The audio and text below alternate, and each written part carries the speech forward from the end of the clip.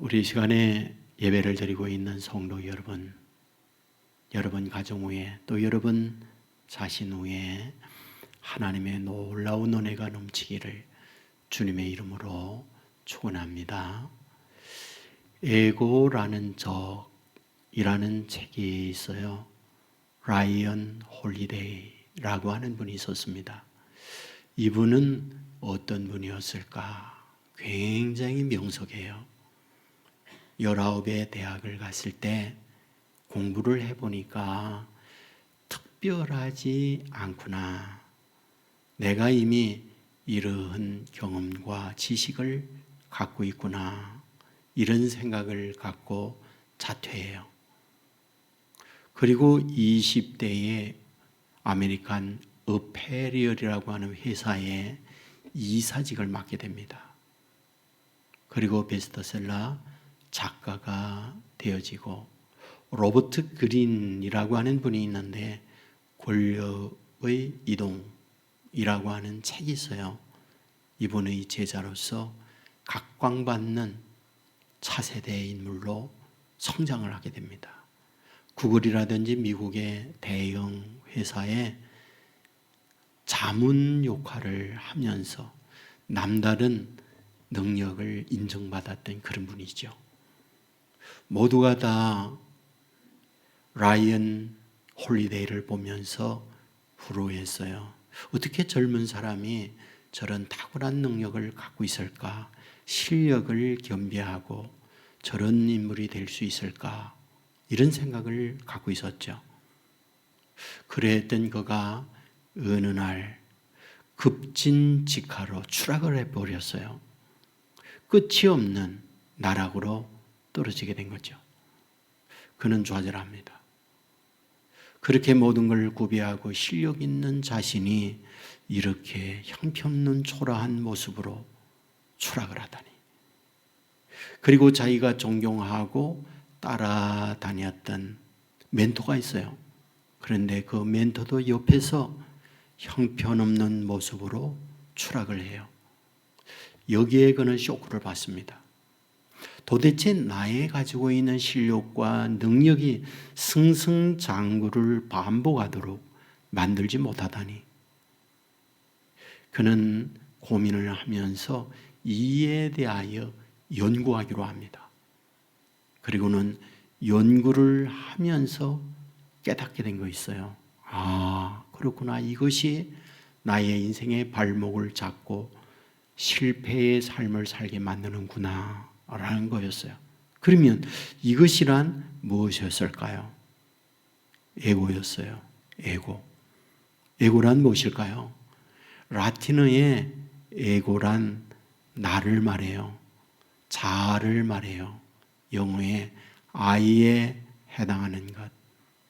이것이 라틴어 에고의 뜻입니다. 그런데 이분이 이 책에서 에고라는 말을 사용할 때에 그런 단순한 단어적 나, 자라는 의미로 쓰지 않아요. 인생에 가장 소중한 것은 나야. 가장 나만이 중요해. 그리고 다른 사람은 나보다 못해. 이런 건강하지 못한 자아상을 갖는 것, 이걸 에고라고 하는 말을 쓰고 있어요. 여러분, 에고를 가지면 상대를 무시합니다. 나만이 옳아요. 소위 에고이스트라는 말을 쓰잖아요. 그러니까 남들을 발에 때만치도 못하게 여기는 거죠. 이것이 이분은 이 책에서 말을 하는 거예요. 실패의 삶을 살게 하는 것이 에고라는 적이다. 여러분, 그러면서 어떤 기업인에게 에고 때문에 어려움을 겪은 사람을 말한다면 누구일까? 스티브 잡스라고 볼 수 있어요. 스티브 잡스 역시 대학을 다닐 때에 탁월한 능력을 갖고 있으니까 더 이상 공부할 필요가 없구나 중퇴하죠. 그리고 나서 2명의 친구와 함께 사업을 시작해요. 그 창업한 회사가 애플이었잖아요. 여러분, 애플에서 매킨토시라고 하는 컴퓨터를 만들면서 엄청난 선통을 일으키고 기업인으로 우뚝 섭니다. 젊은 나이에. 여러분, 그는 빼는 게 없었습니다. 가까이 있는 사람들에게 에고 때문에 상처를 입히고 자기의 갖고 있는 아이디어, 자기의 갖고 있는 실력을 뽐냄으로 말미암아 비교 속에서 무시하게 되어지고, 이 일로 말미암아 어떤 결과를 가져온지 아세요? 사람들은 등지게 되어졌고, 사람들은 회사를 떠나게 되었고, 회사가 어려움으로 내몰리게 돼요. 당시 CEO였던 존 스컬리라고 하는 사람, 이사회를 열고 더 이상 스티브 잡스로 인해서 회사의 미래는 밝을 수 없다, 만장일치로 창업한 자기 회사에서 그를 내쫓아 버려요. 여러분, 그것은 그에게 큰 아픔이었죠. 큰 상처였죠. 그리고 난 이후에 넥스트라고 하는 회사를 만들고 또다시 그곳에서 각고의 고생을 하면서 회사를 일으킵니다. 그런데 그 과정을 거치면서 모난 돌이 깨진다고 자기의 에고가 깨어지기 시작해요. 그리고 어느 정도 인품이 되어 있는 그때 그는 다시 애플로 복귀를 하게 되죠. 그리고 우리가 알듯 췌장암으로 세상을 떠나게 되어집니다. 여러분, 사람은 누구나 다 에고가 있어요. 그 에고는 자기를 잘난 체하게 하고 자만하여 상대를 무시하게 하는 이런 모습을 갖고 있어요. 성경도 이 부분을 말하고 있잖아요. 고린도후서 4장 16절에 보면 우리가 낙심하지 아니하노니 겉사람은 후패하나 라고 할 때 이 겉사람을 에고라고 말씀을 드릴 수 있어요. 에베소서 4장 22절에도 보면 너의 유혹의 욕심을 따라 썩어져가는 구습을 따르는 옛사람을 벗어버리고, 여기서 옛사람을 벗어버리고 라고 할 때에 그 옛사람, 그것을 에고라고 말씀을 드릴 수 있어요. 우리가 세상에 살면서 에고가 강하면 삶이 행복하지 않습니다. 자기는 자기의 잘난 모습으로 살아갈 수 있는지 모르지만 주변에 있는 분들이 그 에고이스트 때문에 역겨워해요. 그런 사람과 가까이 하고 싶지 않아요. 외톨이가 되어집니다. 그리고는 삶의 관계가 망가지다 보니 인생의 파멸로 치닫게 되어지는 경우가 허다해요. 여러분, 오늘 본문은 우리에게 무엇을 말씀하고 있는지 아십니까? 바로 이와 같이 에고의 삶을 사는 이에게 하나님은 어떤 과정을 거치면서 그 에고를 깎게 만들고 주의 인품으로 만들어 갈까? 이 부분을 말씀하고 있는 것. 그것이 오늘 본문이에요. 여러분, 본문은 바울이 쓰잖아요. 고린도에 있는 교인들에게 첫 번째 편지 보내고 두 번째 편지를 보냅니다. 그런데 두 번째 편지를 보내면서 오늘 본문 앞부분에 보면 자신이 남다른 탁월함, 자랑스러움을 얘기해요. 에고가 될 수 있는 거죠. 그게 뭡니까? 12장 1절에 보면 무익하나마 내가 부득불 자랑하노니 주의 환상과 계시를 말하리라. 내가 그리스도 안에 있는 한 사람을 아노니 그는 14년 전에 셋째 하늘에 끌려간지라. 14년 전에 자기 자신이 하나님으로 인하여 이끌려 셋째 하늘에 올라갔다라고 말씀을 해요. 12장 4절에 보면 그가 낙원으로 이끌려가서 말로 표현할 수 없는 말을 들었으니 사람이 가히 이르지 못할 말이로다. 사람이 감히 이르지 못할 신비한 세계를 경험하게 되어졌고 하나님으로부터 신비한 계시의 말씀을 듣고 왔다라고 말씀을 해요. 남이 갖지 못한 것, 남이 경험하지 못한 것, 이것을 누가? 바울이 갖고 있다. 사람이라는 건 남이 갖지 못한 걸 갖고 있을 때 자랑하고 싶어요. 자만심이 생겨요. 남보다 월등한 능력, 실력을 갖고 있으면 그 자체가 사람으로 우쭐하게 만들어요.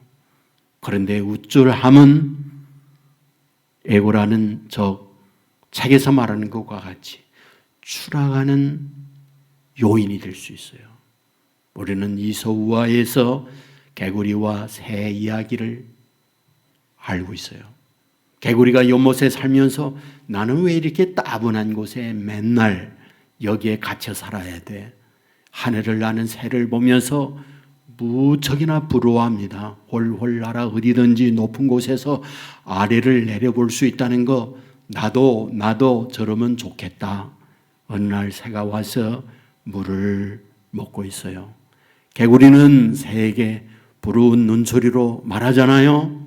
새야, 너 얼마나 좋니? 나는 이곳에서 날마다 뺑뺑뺑뺑 연못을 돌아야 해. 너는 하늘을 높이 나르잖아. 아래를 내려볼 수 있잖아. 나도 너처럼 올라갈 수 없을까? 새가 이런 개구리의 청혼을 들어주지요. 그리고 나뭇가지 하나를 발로 묶고 와서는 이렇게 말해요. 개구리야, 내 입으로 이 나뭇가지를 꽉 물어.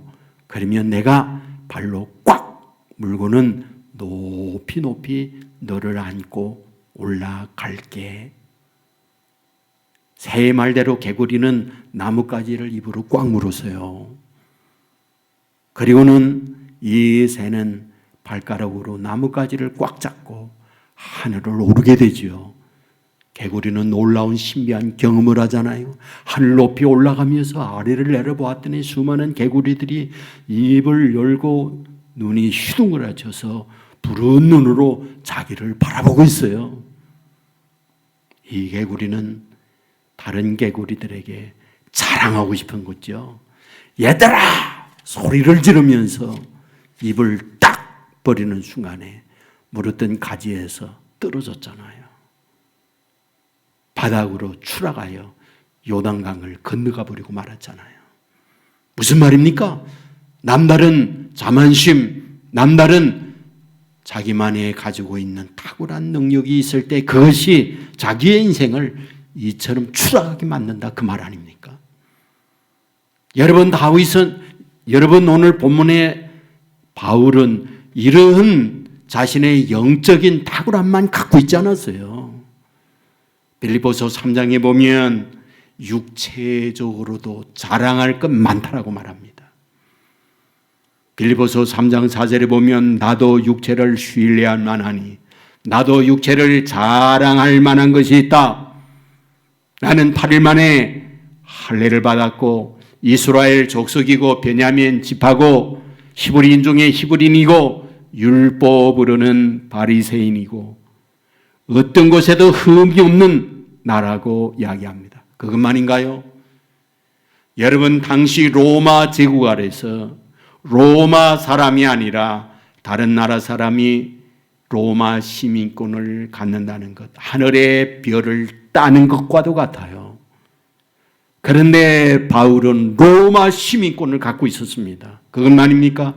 탁월한 실력을 갖고 있었기 때문에 당시 최고의 대학 가말리엘 대학에서 공부한 이력을 갖고 있어요. 지금의 하버드, 지금의 옥스퍼드, 지금의 최고의 대학과 같은 곳에서 공부를 했다고요. 여러분, 그것만인가요? 고린도 후서 11장 5절에 보면 나는 지극히 크다는 사도들보다 부족한 것이 조금도 없다. 사도들이 크다고 생각하는데 그들과 단순 비교해봐도 나는 그들에게 뒤친 거 하나도 없어 라고 그는 말하고 있어요. 여러분, 또 11장 22절에 보면 그들이 히브리인이냐 나도 그러하며 그들이 이스라엘인이냐 나도 그러하며 그들이 아브라함의 후손이냐? 나도 그러하며 그들이 그리스도의 일꾼이냐? 정신없는 말을 하거니와 나는 더욱더욱 그러하다. 이 말씀을 보면 무엇입니까? 육체적으로, 학벌적으로, 사회적, 신분적으로, 영적으로 그 어떤 것 하나 흠이 없어요. 모든 걸 완벽하게 구별하여 갖고 있는 사람, 그가 바울이었다고 고백하고 있잖아요. 여러분, 사람이라고 하는 건요, 누구나 남들이 갖지 못한 거 있으면 뽐내고 싶은 거예요. 여러분, 최고의 비싼 시기를 가지고 있으면요, 우리가 알잖아요. 괜히 아이고 머리야 이런다고 그러잖아요. 여러분, 좋은 어마어마한 억대의 차를 타고 다니면요, 여러분 내려가지고 몸을 흔들면서요, 키를 가지고 눌러 삑삑 소리를 내면서 사람들로 하여금 눈 끌게 하고자 하는 것, 그게 인간이에요. 그렇다면 오늘 본문에 나와 있는 바울의 모습을 보면 바울 자신이 그런 에고가 충분히 갖고 있는 거였잖아요. 그런데 본문 7절에 보면 주님께서 이러한 바울에게 어떻게 합니까? 어떻게 해요? 여러 계시를 받은 것이 지극히 크므로 너무 자만하지 않게 하시려고 내 육체의 가시 곧 사탄의 사자를 주셨으니 이는 나를 쳐서 너무 자만하지 않게 하려 하심이라.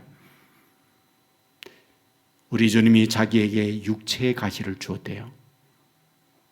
왜? 자만하지 않게 하려고. 에고로 말미암아 내 자신이 망하는 존재 되지 않게 하려고 우리의 하나님이, 우리 주님이 바울에게 육체의 가시를 주었다고 얘기해요. 여러분, 구약에 나오는 사울 왕을 보세요. 그가 왕 되기 전 한 청년으로 있을 때에 사무엘이 그에게 기름 부으려고 할 때 그는 말했어요. 나는 이스라엘 지파의 가장 작은 베냐민 지파입니다. 베냐민 지파 가운데도 내놓고도 초라한 우리 아버지의 집안의 아들입니다. 나는 그럴 만한 자격, 그럴 만한 능력 없어요. 그것이 왕 되기 전 사울의 모습이었어요. 그런데 그가 왕이 되고 계급장이 붙고 어깨에 힘이 들어갔을 때 그는 어떻게 달라집니까? 블레셋과의 전쟁에 있어서 하나님께 제사함으로 말미암아 두려워 떠는 백성들, 군인들의 마음을 안정시켜야 하나 사무엘 선지자가 드디어 오잖아요. 그런데 그는 자기가 제사를 드려요. 내가 왕인데 못할 게 뭐 있어? 그리고는 자기가 제사를 해요. 여러분, 이런 월끈하는 에고가 살아난 이 사울을 보고는 하나님이 기름 부은 그를 버리고 있는 걸 보게 되잖아요. 여러분, 하나님의 자녀들, 하나님의 택한 백성들, 에고가 그의 인생을 망가지게 않게 하여 육체의 가시 준다는 걸 아셔야 돼요. 우리는 잠언 13장에 보면 사랑하는 자를 회초리로 친다고 얘기해요. 자만하지 않기 위해서요. 히브리서 12장에 보면 사랑하는 자를 징계하시고 그가 아들이라고 생각할 때 채찍질한다라고 말씀하고 있어요. 여러분은 사랑하는 아들일수록 자만하지 않기 위하여 채찍질한다는 거예요. 그렇다면 오늘 본문에서 우리 주님은 바울에게 육체의 가시를 주고 있다라고 하는 말, 무슨 말입니까? 누구보다 그를 사랑하고 있다. 그렇다면 육체의 가시, 바울이 가졌던 가시 뭡니까? 어떤 분은 안질이라고 하기도 하고 어떤 분은 간질이라고도 해요. 육체의 질병이고 문제의 자기가 가지고 있다, 그런 말이잖아요. 여러분, 이것이 너무 힘들고 너무 괴로우니까 어떻게 합니까? 어떻게 해요? 8절 말씀에 보면 이것이 내게서 떠나가기를 위하여 내가 3번 주께 간구하였더니 이렇게 말하고 있어요. 하나님이 육체의 간구, 육체의 가시 떠나게 하시옵소서 3번이나 기도했다는 거예요. 여러분, 우리가 믿음으로 살 때에 믿음으로 사는 자에게 주어지는 축복, 은혜가 많지만 그 중에 하나가 기도잖아요. 왜? 믿고 구하면 다 받으니까요. 구하라 주실 것이요 찾으라 들 것이요 문을 두드리라 그리하면 열 것이라 말씀하고 있으니까요. 인생에 수많은 난제가 있지만 그 난제를 안고 하나님 앞에 간구하고 기도하면 어때요? 응답되니까요. 여러분, 성경에 보면 히스기야가 병들었어요. 하나님이 말씀해요. 내 하던 일 모두 정리해라. 이제는 너의 삶이 끝이다 라고 얘기해요. 여러분, 이때에 여러분 히스기야 어떻게 해요? 얼굴을 벽으로 향하여 눈물을 흘리면서 간구합니다. 기도 하나님 앞에 상달됐어요. 여러분, 이사야 선지를 통하여 히스기야에게 주신 응답이 뭐예요? 내 병 낫는다. 그리고는 그의 병을 치료해 주시고 15년의 생명을 연장해 줬던 거 잘 알고 있잖아요. 여러분, 한나가 결혼했어요. 그런데 그는 아이를 갖지 못했습니다. 이 일로 말미암아 무자하고 자녀를 얻지 못하는 불임녀라고 비난받고 여러 가지 아픈 마음의 상황을 가지고 있었어요. 하나님 앞에 울면서 기도하잖아요. 하나님, 태의 문을 열어서 자녀를 주시옵소서. 여러분, 하나님은 이 같은 한나의 기도를 들어줘요. 그리고는 태의 문을 여셔서 하나님이 아들을 줍니다. 그가 바로 사무엘이었잖아요. 여러분, 엘리야도 갈멜산에서 바알의 선지자들과 영적 전쟁을 하고 있는 걸 알고 있죠? 바알이 하나님이냐, 여호와가 하나님이냐? 엘리야가 기도 자리가 되어졌을 때 하나님 앞에 간구합니다. 여호와 하나님이여, 살아계심을 보여주옵소서. 그리고 내가 살아계신 하나님의 종됨을 저 죽은 신을 믿고 있는 바알 제사장들로 하여금 알게 하여 주옵소서. 하나님은 이 간구를 들으시고 하늘에서 불을 내려서 제단에 제물을 태워버렸어요. 3년 반 동안 비가 내리지 않을 때에 하나님 앞에 간구함으로 말미암아 하늘에서 장대비를 내려 주었던 걸 보게 되잖아요. 무엇인가요? 기도했더니 응답되어졌다 그 말이잖아요. 그렇다면 바울이 간구하면 응답되어야 하는 것 아닌가요? 이와 같이 믿고 구하는 것은 다 받으리라고 말씀했으니까 응답되어야 하는 것 아닌가요? 응답되지 않았어요. 믿음의 기도를 하지 않았기 때문인가요? 중언부언하는 기도를 드렸기 때문에 기도의 응답이 없는가요? 누구보다 하나님이 인정하는 사도입니다. 하나님이 그를 통하여 하나님의 놀라운 역사를 이루어냈어요. 분명 그는 믿음의 기도를 드렸어요. 그런데 응답이 없어요. 왜 그랬을까요? 본문 구절은 말하고 있어요. 나에게 이르시기를 내 은혜가 내게 족하도다. 이는 내 능력이 약한 데서 온전하여 짐이라. 이는 그리스도의 능력이 내게 머물게 하려 함이라. 내가 약한 데서 강하여짐이라. 그리스도의 능력이 온전히 내게 머물게 하기 위하여 하나님은 내게 육체의 가시를 주었다 말씀하고 있습니다. 이것을 우리는 역설이라고 그래요. 파라독스라고 해요. 여러분, 성경은 이 역설이 많아요. 죽어야 산다. 낮아져야 높아진다. 가난해야 복이 있다. 저주해야 이긴다. 남들을 대접하여 대접받는 자가 된다.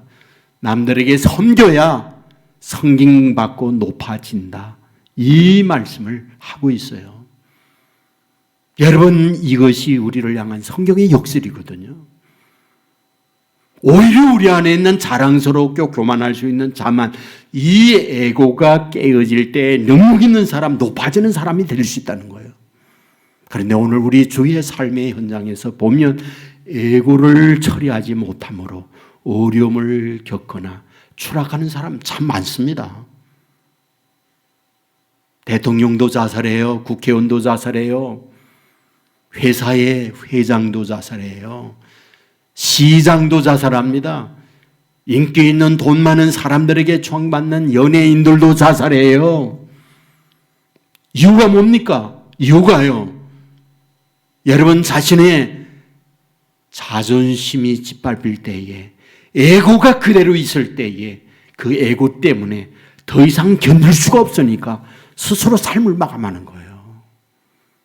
하나님은 하나님의 사람들에게 에고로 인하여 이런 결과를 얻는 사람 되지 않기를 원합니다. 자기 안에 있는 자만심 꺾고 하나님 앞에 엎드려 하나님의 주시는 능력, 하나님의 주시는 강함 덧입고 복된 사람 되기를 원하는 것, 이것이 하나님께서 저와 여러분에게 원하는, 바라는 사실 믿으시기를 주의 이름으로 축원합니다. 여러분, 이걸 놓치면 되질 않아요. 여러분, 하나님께서 하나님의 사람일수록 그 에고를, 육체의 가시를 주어서 끌어내리고요, 엎드리게 만들고요, 에고가 날뛰지 못하도록 만들어요. 아브라함을 생각해 보세요. 75세 하나님께서 갈대아 우르를 찾아가잖아요. 그리고 말씀합니다. 본토 친척 아비집을 떠나 내가 내게 지시할 땅으로 가라. 왜요? 복되게 하려고요. 왜요? 창대케 하려고요. 왜요? 그로 하여금 복의 근원으로 삼아주시려고 그를 그렇게 떠나게 한 거예요. 그러나 그가 떠나 가나안에 도착했을 때 기다리고 있는 그것은 가뭄이 없고 기근이 없고 사람 살 수 없는 아픔이 크게 있었어요. 살기 어려우니 이집트로 내려가요. 아내를 빼앗기는 수모를 당해요. 물론 아내가 돌아옵니다만은 그런 아픔이 있어요. 또다시 가나안으로 옵니다. 자기 조카 롯과 가정불화가 일어나서 갈라지는 어려움을 또 겪어요. 여러분, 100세가 되어질 때까지 하나님은 이 아브라함에게 75세에 약속했던 그 어떤 것도 주지 않았어요. 왜 하나님께서 이와 같은 약속을 해놓고 고향을 떠나게 만들어 놓고 아브라함으로 하여금 이런 고통, 어려움을 겪게 만듭니까? 이유가 뭡니까? 그 안에 에고가 아직 있었기 때문이에요. 갈대아 우르의 생각, 갈대아 우르의 가치, 갈대아 우르의 자기 생각이 그대로 있었어요. 하나님은 이런 육체의 에고, 가시를 하나님이 그에게 주어서 끌고 다니면서 그로 하여금 에고를 줄이는 작업을 했던 거예요. 그리고 100세가 되어졌을 때 비로소 이삭을 아들로 주고 있는 걸 보게 됩니다. 여러분, 이스라엘 백성이 출애굽을 한 것 똑같습니다. 여러분, 400년 동안 노예로 살던 그를 하나님 앞에 울며 탄식하며 기도할 때 기도가 상달이 되어져서 모세를 보내서 출애굽하게 만들잖아요. 어디로요? 약속된 젖과 꿀이 흐르는 땅으로 가게 하려고요. 이집트에서 그곳까지 일주일이면 가요. 그런데 하나님은 그들을 일주일이 아니라 광야로 끌고 가서 40년 동안을 끌고 다니잖아요. 여러분, 도대체 왜 하나님은 40년 동안 그들을 광야로 끌고 가고 있는 걸까요?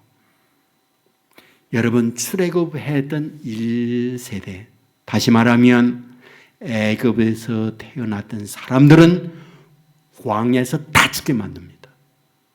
여호수아, 갈렙 두 사람만 살아요. 그리고 젖과 꿀이 흐르는 광야 가나안에 들어갈 때 들어간 사람은 이 두 사람과 광야에서 태어났던 신세대만 들어갑니다. 그렇다면 여기에 담겨있는 영적 메시지, 영적 의미가 도대체 뭐겠어요?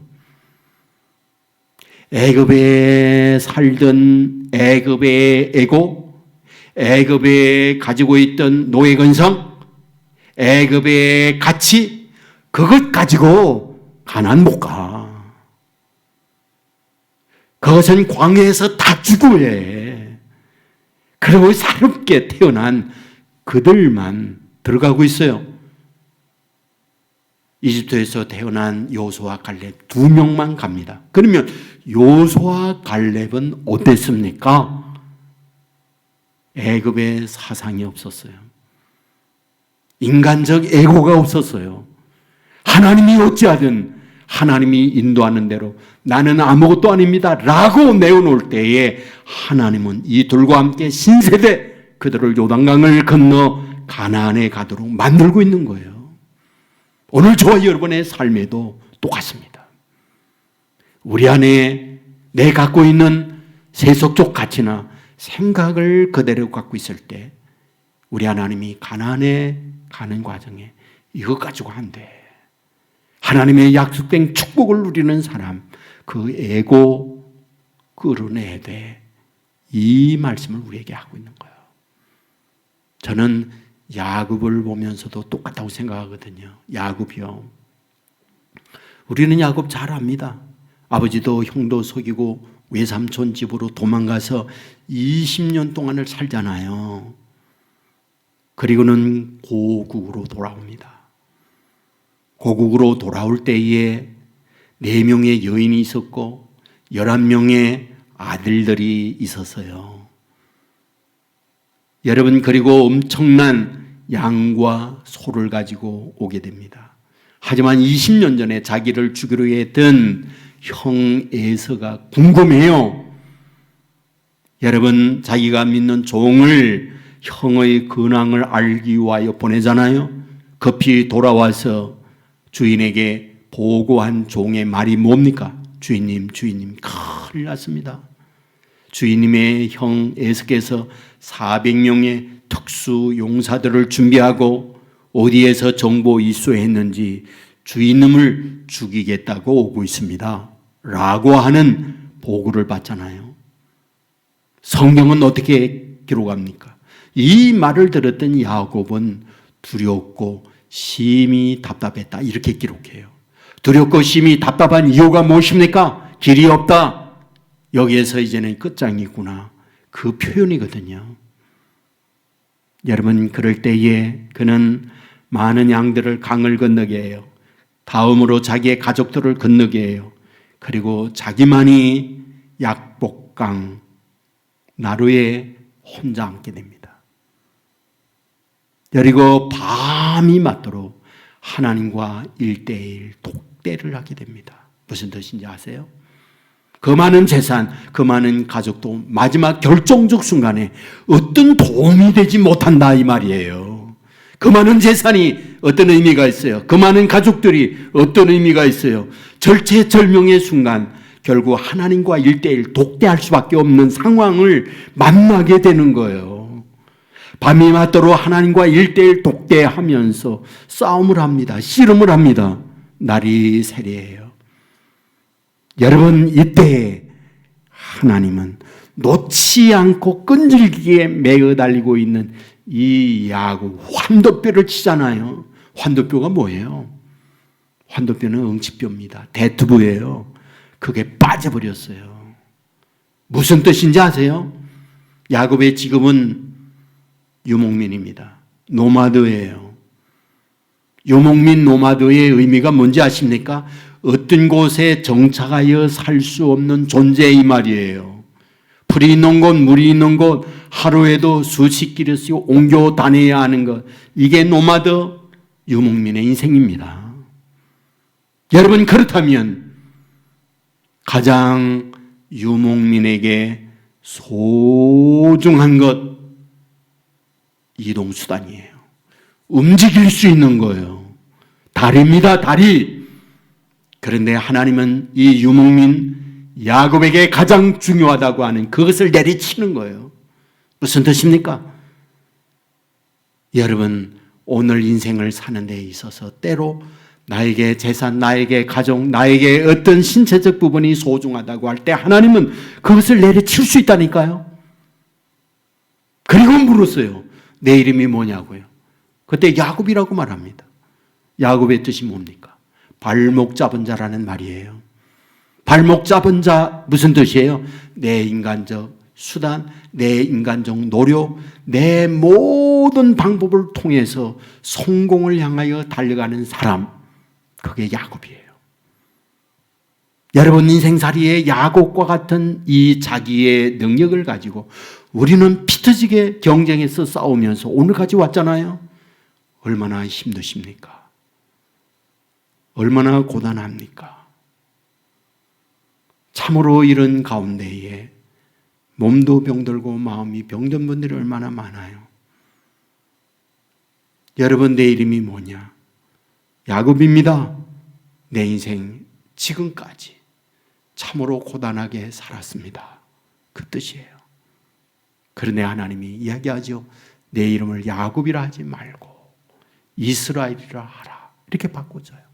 이스라엘의 뜻이 무엇입니까? 하나님과 겨루어 이겼다라는 말이에요.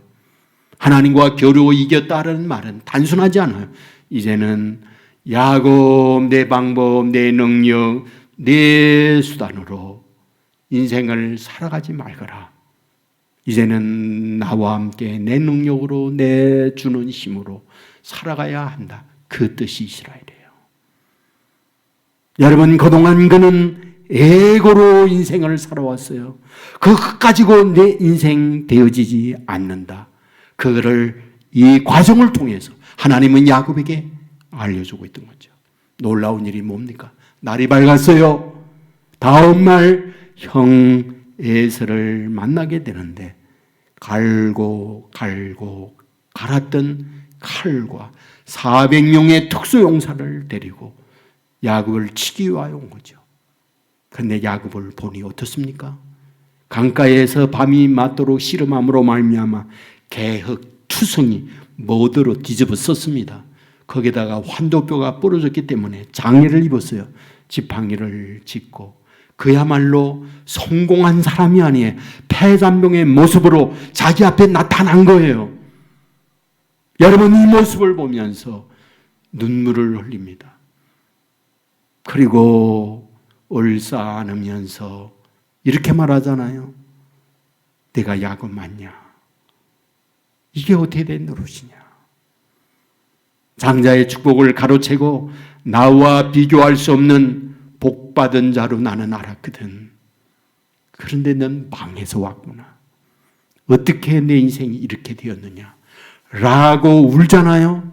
무슨 뜻입니까? 하나님은 이런 방법으로 화해를 일으켜 세워주시고 또 다른 은혜를 야곱에게 줌으로 말미암아 그는 그의 에고가 무너지게 될 때 하나님의 다른 방법의 은혜를 받고 있다. 이 부분을 우리에게 보여주고 있는 말씀이잖아요. 오늘 저와 여러분이 살면서 때로 에고를 끌어내리기 위하여, 에고를 치기 위하여 가시를 준다는 거 알아야 돼요. 가시는 너무나 고통스러워요. 이상근 박사님이 계세요. 대구 제일교회에서 성공적 목회를 한 분입니다. 인품이 있고 실력이 있고 목회의 역량을 두루 갖추고 있었기 때문에 전국적으로 그분을 존경하지 않는 분이 없어요. 창세기부터 요한계시록까지 주석책을 써낸 분이고요. 그런데 이분에게 육체에 가시가 있었어요. 그것은 16살 때 발에 병이 생겼어요. 그는 어릴 때부터 믿는 사람이었기 때문에 40일 동안 달송 고원에 가서 목적을 두고 하나님 앞에 기도하고 간구했지만 병은 더 심해졌어요. 자기 어머니가 대구의 유명한 한약방 찾아다니면서 좋은 약 다 지어다가 먹였어요. 백약이 무였어요. 용원하가고 하는 한의사 병원을 찾아다니면서 치료를 해보고 침을 맞고 여러 가지 방법을 강구했지만 병은 더하여 갖고 낫지 않았어요. 학교 못 다녔습니다. 날마다 아픈 곳에서 고름이 질질 흘러내렸어요. 그는 이 아픈 몸을 가지고 한 것이 무엇이냐? 성경이 있는 거였어요. 성경을 읽고 또 읽고 또 읽고 그러면서 검정고시를 보면서 중학교, 고등학교 과정을 마치고 대학을 또한 신학교를 가서 공부를 해가지고 박사가 됐어요. 여러분 70세가 될 때까지 아픔을 앓고 60년 동안을 이 고통 가운데 이분이 지냈습니다. 은퇴를 했어요. 그리고 자기가 잘 알고 있는 의사분이 이제는 목사님이 은퇴하고 그랬으니 발에 또 다른 큰 병이 난다 할지라도 무엇이 문제이겠습니까? 정밀 검사를 한번 해보고 제가 한번 고쳐보지요. 여러분 이 의사가 검사를 하다가 수술을 하게 됐는데요. 놀라운 게 뭔지 아세요? 1.5cm 가느다란 바늘과 같은 철사가 그 안에 꽂혀 있던 거예요. 그걸 모르고 60년 동안을 고통하고 괴로우면서 살았어요. 여러분 이분의 간증이 그겁니다. 바울에게 육체의 가시를 주었던 것처럼 자기에도 이 가시, 쇠사슬을 주어서 새 가시를 주어서 하나님 앞에 엎드리고 겸손하게 만들었고 눈물을 흘려 기도함으로 오늘에 내가 있게 만들었다라고 간증을 하고 있어요. 여러분 조개에 모래가 들어온다. 그건 고통입니다. 가시예요. 아시죠?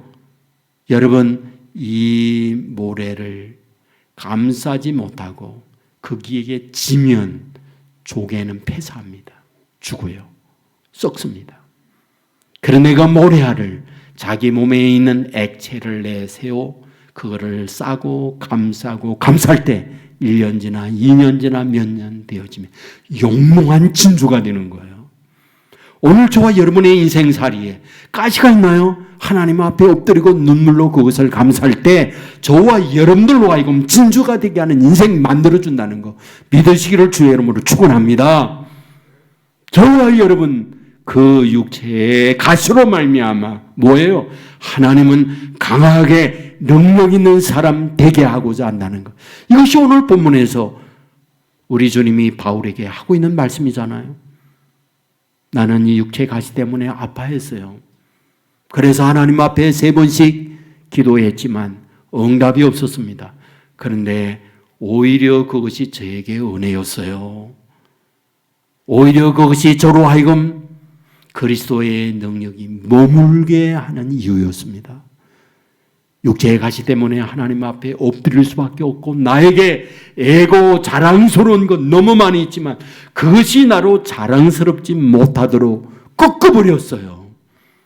그래서 하나님 앞에 두 손 들 때 하나님은 나를 강하게 하여 능력이 머무는 사람 되게 만들어 주었어요. 라고 하는 것, 이것이 오늘 본문에 바울의 고백이요 간증이었던 거죠. 이 고백이 저와 여러분의 고백이 되어지고 바울에게 임했던 능력이 저와 여러분에게 입혀지기를 주의 이름으로 축원합니다. 금년 안에 여러분이 어떻게 사셨습니까? 시험 보는 것마다 잘 되면 얼마나 좋아요? 그런데 잘 되는 사람보다 안 되는 사람 더 많아요. 여러분의 사업 잘 되는 사람보다 안 되는 사람 더 많아요. 여러분의 화목 원하고 있지만 힘들고 어려워 눈물 흘리고 있는 분들 많아요. 이렇게 생각해 보면 어떨까요? 이것이 나에게 나의 가정에 준 가시구나. 하나님이 저와 여러분을 저주하고 미워서 가시 주나요? 하나님이 바울 미워하고 저주의 볼로 가시 준 건가요? 아니잖아요. 사랑하기 때문에 가시를 준 거예요. 왜요? 그거 없으면 자만하여 에고로 망할 수 있으니까. 오히려 자기의 에고로 자기의 인생을 살도록 만드는 게 아니라 하나님의 능력으로 하나님의 강함으로 살게 하고자 하는 하나님의 의도가 그 안에 숨어 있었으니까. 바울은 그걸 본 거예요. 그리하여 나에게 가시는 은혜였습니다. 그리하여 감사합니다. 그리하여 그리스도의 능력이 나에게 머물러 있었습니다. 고백하는 거죠. 이 고백이 저와 여러분의 고백이 되어 그리스도의 능력을 덧입고 그 애고로 인하여 아버지 앞에 엎드리고 말미암아 가시로 인한 하나님이 마음에 드는 자가 되어 능력 있는 인생을 살아갈 수 있는 저와 여러분의 삶이 되기를 주의 이름으로 축원합니다. 우리 모두 있는 곳에서